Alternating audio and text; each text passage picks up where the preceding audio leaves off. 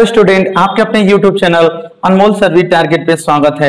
आज हम कक्षा 10 का बताने वाले हैं जो पार्ट 7 होगा और उसमें हम लोग पढ़ेंगे प्रतिबिंब के बारे में और प्रतिबिंब से रिलेटेड फिर दर्पण के बारे में पढ़ेंगे कि यूज कैसे होता है, उपयोग कहाँ कहाँ होता है। और एक बात स्टूडेंट मैं आपसे कहना चाहता हूँ कि पूरा वीडियो लास्ट तक देखिएगा, उसमें हम बताएंगे आज कि जो एम्बुलेंस होता है, एम्बुलेंस का जो कार होती है, उस एम्बुलेंस के कार पे क्यों एम्बुलेंस उल्टा लिखा रहता है, क्यों उल्टा लिखा रहता है। भाई कोई पूछ देगा कि बताओ एम्बुलेंस पर एम्बुलेंस की जो इंग्लिश होती है वो उल्टा क्यों लिखी होती है। तो इन सब के बारे में बाबू पूरा अंत तक देखिएगा, इस वीडियो में आज आपको मैं बताऊंगा, ठीक है। और अच्छा लगेगा तो चैनल को सब्सक्राइब कीजिएगा, लाइक कीजिएगा, शेयर कीजिएगा, ठीक है। अगर कोई प्रॉब्लम हो तो आप कमेंट कीजिएगा, मैं उसको देखूंगा, ठीक है। आइए वीडियो को स्टार्ट करते हैं। हम लोगों को पढ़ना है रेखीय आवर्धन। क्या पढ़ना है स्टूडेंट? रेखीय आवर्धन पढ़ना है। इसमें हम लोग बात करेंगे रेखीय आवर्धन के बारे में, ठीक है। देखिए रेखीय आवर्धन, रेखीय आवर्धन क्या है? कह रहा है कि गोलीय दर्पण के मुख्य अक्ष के लंबवत, मतलब जो गोलीय दर्पण होगा वो मुख्य अक्ष के कहां पे नापेगा? लंबवत नापी गई। कह रहा है कि गोलीय दर्पण के मुख्य अक्ष के लंबवत नापी गई प्रतिबिंब की लंबाई तथा वस्तु की लंबाई के अनुपात को रेखीय आवर्धन कहते हैं, ठीक है। प्रतिबिंब की लंबाई तथा वस्तु की लंबाई के अनुपात को रेखीय आवर्धन कहते हैं। इसे रेखीय आवर्धन को स्मॉल एम से प्रदर्शित करते हैं। किससे बाबू? स्मॉल एम से, ठीक है। जैसे देखिएगा, कहने का मतलब क्या है कि जैसे हम लोग इस तरह का दर्पण बनाते हैं ना, इस तरह से, तो यहीं पे वस्तु रखी रहती है। ये क्या है? हम लोगों की वस्तु, यही है वस्तु। तो वही कह रहा है कि अगर यहाँ पे कि गोलीय दर्पण के मुख्य अक्ष के लंबवत, मतलब ये मुख्य अक्ष के लंबवत है ना, नापी गई दूरी होगी, तब प्रतिबिंब की लंबाई कैसे, मान लो यहां से गया ऐसे आया, फिर वक्रता केंद्र से गया इस तरह से, तो वक्रता केंद्र से गया तो उसी रास्ते से वापस गया, तो यहाँ पे प्रतिबिंब बनेगा, यहाँ पे प्रतिबिंब नीचे की तरफ बनेगा, ठीक है। वही कह रहा है कि प्रतिबिंब की लंबाई तथा वस्तु की लंबाई के अनुपात को रेखीय आवर्धन कहते हैं। रेखीय आवर्धन को स्मॉल एम से प्रदर्शित करते हैं। जो रेखीय आवर्धन होता है उसको किससे प्रदर्शित करेंगे? स्मॉल एम से। अब देखिए यहाँ कह रहा है कि यदि प्रतिबिंब की लंबाई आई हो, क्यों प्रतिबिंब की लंबाई आई? क्योंकि जो प्रतिबिंब की इंग्लिश होती है ना बाबू, वो इमेज होती है, आई से स्टार्ट होती है। वही कह रहा है कि यदि प्रतिबिंब की लंबाई आई तथा वस्तु की लंबाई ओ वस्तु क्या है? वस्तु की इंग्लिश ऑब्जेक्ट होती है, तो वहां से ओ लिया गया है। वस्तु की मतलब लंबाई को, जो वस्तु होती है, वस्तु की इंग्लिश होती है ऑब्जेक्ट, तो वस्तु की लंबाई ओ हो तो रेखीय आवर्धन प्रतिबिंब की लंबाई बटे अपान में वस्तु की लंबाई, देखिए यही है, प्रतिबिंब की लंबाई और वस्तु की लंबाई के अनुपात को रेखीय आवर्धन कहते हैं। ध्यान से समझिएगा, प्रतिबिंब की लंबाई और वस्तु की लंबाई के अनुपात को रेखीय आवर्धन कहते हैं। बाबू रेखीय आवर्धन को ना स्मॉल एम से प्रदर्शित करते हैं। रेखीय आवर्धन को किससे प्रदर्शित करते हैं? स्मॉल एम से। और प्रतिबिंब की लंबाई, यहाँ पे देखिए प्रतिबिंब की लंबाई को आई से, यहाँ आई लिख दिया हूं, वस्तु की लंबाई ओ तो ओ लिख दिया हूं, ठीक है। माइनस क्यों लगा है? ध्यान से देखिएगा, माइनस क्यों लिखेंगे? यहाँ पे एक मैं नोट बात बताया नोट में कि मुख्य अक्ष के ऊपर की लंबाई धनात्मक, मतलब मुख्य अक्ष के ऊपर जैसे जो भी होगा मुख्य अक्ष के ऊपर, तो वो क्या होगा? वो धनात्मक होगा, तथा मुख्य अक्ष के नीचे की लंबाई ऋणात्मक ली जाती है। तो बताइए प्रतिबिंब नीचे में बनेगा ना, प्रतिबिंब कहां बनेगा? नीचे बनेगा, तो ये प्रतिबिंब नीचे बनेगा, इसलिए इसके आगे हम लोग इसका माइनस में लिए हैं। समझ में आ गया? या बहुत लोगों, ये भी बहुत किताबों में दिया है कि यम बराबर माइनस बी अपान यू, जो प्रतिबिंब है वो नीचे बनेगा इसलिए माइनस लगा दिए हैं, और ये वस्तु है तो वस्तु तो सीधा है, ऊपर है, तो इसलिए प्लस है। यहां तक समझ में आया? नोट में लिखेंगे कि मुख्य अक्ष के ऊपर की लंबाई धनात्मक, मुख्य अक्ष ये है बाबू, ये मुख्य अक्ष होता है, ये मुख्य अक्ष के ऊपर की लंबाई को धनात्मक और नीचे की लंबाई को हम लोग ऋणात्मक में लेते हैं, ठीक है। यहां तक नोट कर लीजिए, मैं आगे बता रहा हूं कि दर्पण को कैसे पहचानेंगे, ठीक है। तो जल्दी से नोट कर लो। दर्पणों की पहचान, क्या बाबू? दर्पणों की पहचान। दर्पण कैसे पहचानेंगे, तो ये ज्यादा इंपॉर्टेंट नहीं है, बट फिर भी थोड़ा सा मैं बता रहा हूं कि दर्पणों की पहचान आप दो तरह से कर सकते हो। दर्पण की पहचान आप कितने तरह से कर सकते हो? दो तरह से। एक तो ये होगा कि आप उसको स्पर्श करके बताओ कि ये कैसा दर्पण है, और एक प्रतिबिंब देखकर। तो कोई पूछ सकता है, लिखेंगे दर्पणों की पहचान, तो लिख देंगे कि दर्पण की पहचान, दर्पण की पहचान निम्नलिखित, दर्पण की पहचान निम्नलिखित दो प्रकार से कर सकते हैं। दो प्रकार से कर सकते हैं। दर्पण की पहचान बाबू कितने प्रकार से कर सकते हैं? दो प्रकार से। पहला स्पर्श करके, स्पर्श करके, और जो दूसरा होगा वो होगा प्रतिबिंब, प्रतिबिंब को देखकर, प्रतिबिंब को देखकर, प्रतिबिंब को देखकर। ठीक है, तो इसको भी नोट कर लीजिए, ज्यादा इंपॉर्टेंट नहीं है, हम लोग इंपॉर्टेंट बातें सीखेंगे, अगला हेडिंग के बारे में बात करेंगे। ठीक है, बड़ी फोकस दूरी तथा बड़े द्वारक का अवतल दर्पण दाढ़ी बनाने में किया जाता है। ठीक है ना। देखिए, जो बड़ी फोकस दूरी का, जो बड़े द्वारक का अवतल दर्पण होता है, उसको हम लोग दाढ़ी बनाने के काम में प्रयोग करते हैं। जब हम लोग दाढ़ी बनाते हैं, जब सैलून वगैरह में जाते हैं, बना होता है दाढ़ी, तो वहां पे हम लोगों का कौन सा दर्पण मिलता है? तो यही अवतल दर्पण होता है, और उसी की सहायता से हम लोग दाढ़ी बनाते हैं। ठीक है, जो दूसरा है वो दूसरा देखिए, डॉक्टर प्रकाश की किरणें छोटे अवतल दर्पण से परावर्तित करके आंख, नाक, दांत, गले इत्यादि में डालते हैं। इससे ये अंग भली भांति प्रकाशित हो जाते हैं।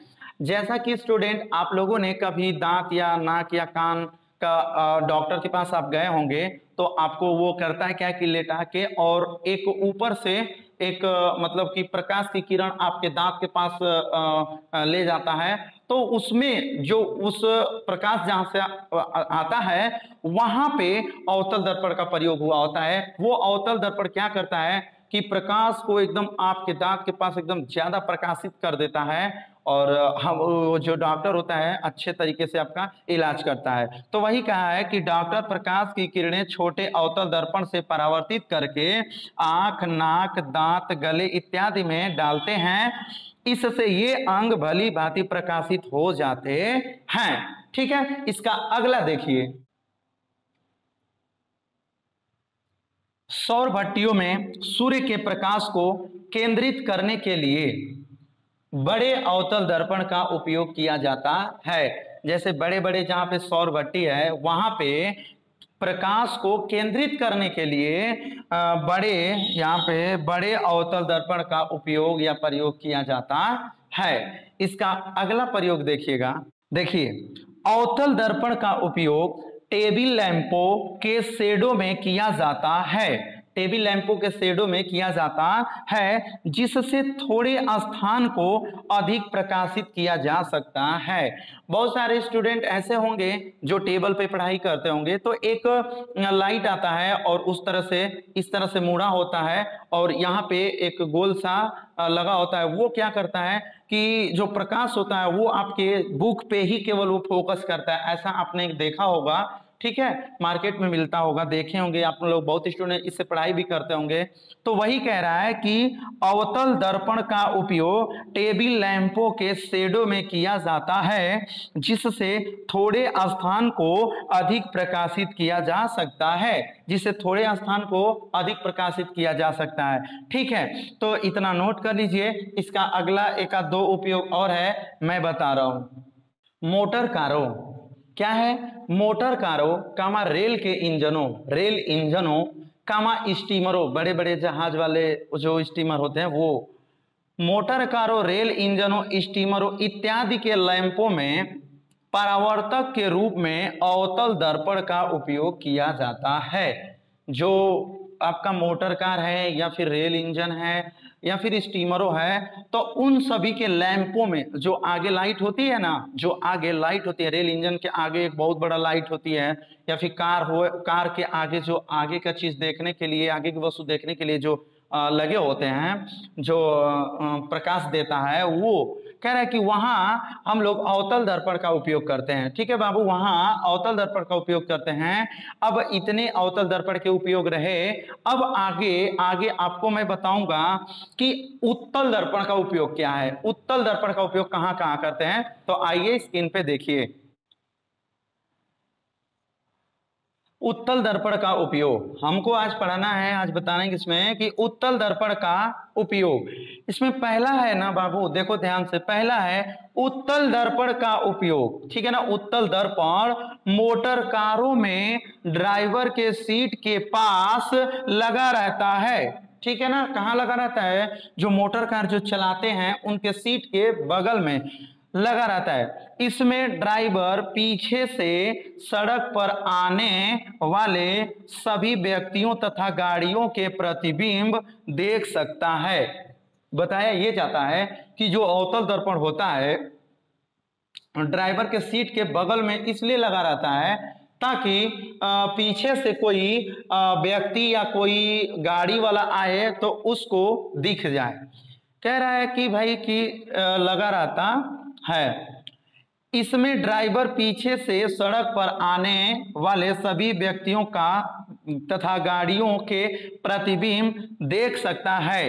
ये प्रतिबिंब आकार में छोटे तथा सीधे होते हैं। सबसे मेन पॉइंट इसका ये आप जानिए, पढ़िए कि जो उत्तल दर्पण होता है बाबू, जो उत्तल दर्पण का हम लोग ये प्रयोग पढ़ रहे हैं, वो कैसा प्रतिबिंब बनाता है, प्रतिबिंब आकार में छोटा बनाता है तथा सीधा बनाता है। आकार में छोटा बनाता है और क्या बनाता है, सीधा बनाता है। तो मेरे प्यारे स्टूडेंट आप समझिए कि ये क्या बनाता है, सीधा बनाता है। प्रतिबिंब कैसा बनाता है, सीधा बनाता है, और क्या बनाता है, छोटा बनाता है।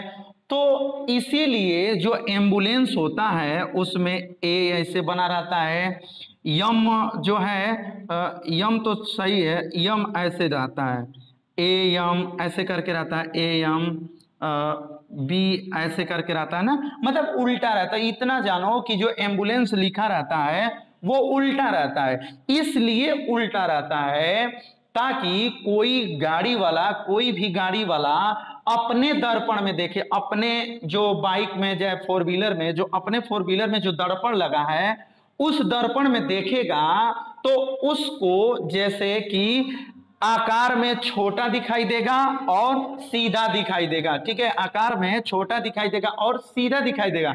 इसीलिए जिसे उत्तल दर्पण क्या करता है कि कोई भी प्रतिबिंब को सीधा बना के दिखाता है।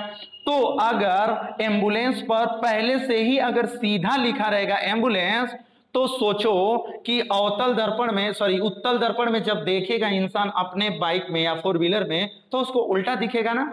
इसलिए पहले से ही एम्बुलेंस के ऊपर उल्टा लिख दिया जाता है ताकि कोई गाड़ी वाला अपने दर्पण में, अपने सीट के बगल वाले दर्पण में देखेगा तो उसको वो आकार में छोटा दिखाई देगा और क्या दिखाई देगा, सीधा दिखाई देगा। इसीलिए पहले से ही एम्बुलेंस जो होता है उल्टा लिखा रहता है, उल्टा इसलिए लिखा रहता है। एक बार मैं फिर से समझाना चाहता हूं बाबू, मेरे बच्चे ध्यान से देखिएगा।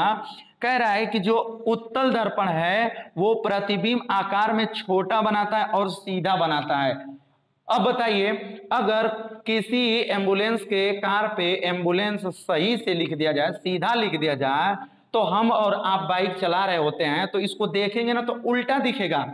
अब पहले से ही अगर उस पे उल्टा लिख दिया जाए तो हम लोग जो बाइक चलाने वाले होते हैं या फिर फोर व्हीलर, तो उसके जो गाड़ी चालक होते हैं, कार चालक, तो उसके दर्पण में वो इंसान देखेगा तो उल्टा, अगर एम्बुलेंस पर उल्टा लिखा रहेगा तब गाड़ी चालक को सीधा दिखेगा। ठीक है ना, मेरी बात समझ में आई, क्योंकि ये सीधा दिखाता ही है। तो इसलिए ये उल्टा लिखा रहता है ताकि दर्पण में, उत्तल दर्पण में सीधा दिख जाए। पहले ही से सीधा लिख दिया जाएगा तो इस दर्पण में उल्टा दिखने लगेगा, तो कभी भी कुछ भी हो सकता है। ठीक है, तो यही था और ध्यान से पढ़िएगा, उत्तल दर्पण मोटर कारों में ड्राइवर के सीट के पास लगा रहता है। इससे ड्राइवर पीछे से सड़क पर आने वाले सभी व्यक्तियों तथा गाड़ियों के प्रतिबिंब देख सकता है। ये प्रतिबिंब आकार में छोटे तथा सीधा होते हैं। उत्तल दर्पण क्या करता है कि उल्टे प्रतिबिंब को सीधा बना के दिखाता है, इसलिए पहले से ही उल्टा लिखा रहता है एम्बुलेंस, ताकि उत्तल दर्पण में जो मोटर कार है वो अपने बगल वाले दर्पण में देखे, उत्तल दर्पण में देखे, ताकि उसको एम्बुलेंस सीधा दिख जाए, और सीधा वो दिखाता ही है उत्तल दर्पण। ठीक है, अगला इसका देखिएगा, उत्तल दर्पण का उपयोग गली तथा बाजारों में लगे लैंपों के ऊपर परावर्तक पृष्ठ के रूप में किया जाता है। देखिए ध्यान से, जो बाजार होता है या फिर कोई गली होती है उसमें एक पोल होता है, उसके ऊपर एक बल्ब जलाया जाता है, वहां पर भी उत्तल दर्पण का उपयोग किया जाता है। देखिए उसके फायदे क्या होते हैं। उत्तल दर्पण का उपयोग किया जाता है कहाँ, गली तथा बाजारों में लगे लैंपों के ऊपर परावर्तक पृष्ठ के रूप में किया जाता है, जिससे लैंप का प्रकाश अपसारी किरण पुंज के रूप में गली तथा सड़क के काफी क्षेत्र तक फैल जाता है।